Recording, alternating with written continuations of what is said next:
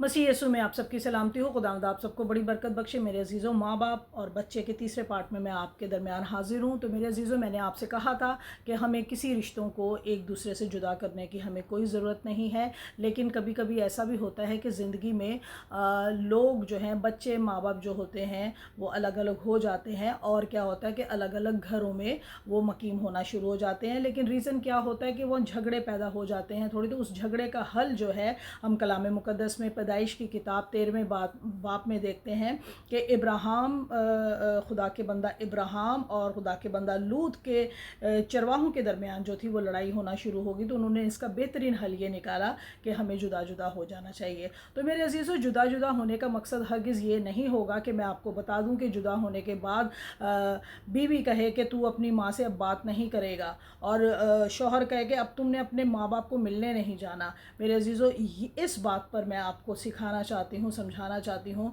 कि हम मेंटली तौर पर जो है एक दूसरे को डिस्टर्ब ना करें।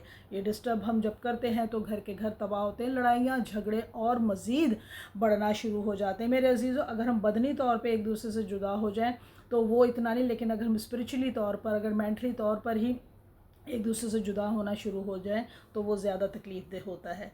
तो इस बात पर गौर करें, समझें, सीखें और खुदावंद में आगे बढ़ते चले जाएं और अपनी रूह में खुश रहें। खुदावंद का बंदा पौलुस रसूल भी फरमाता है, खुश रहो, खुदावंद में खुश रहो। मैं फिर कहता हूँ कि खुश रहो। तो खुदावंद इस कलाम के वसीला मुझे आप सबको बड़ी बरकत बख्शे। आमीन।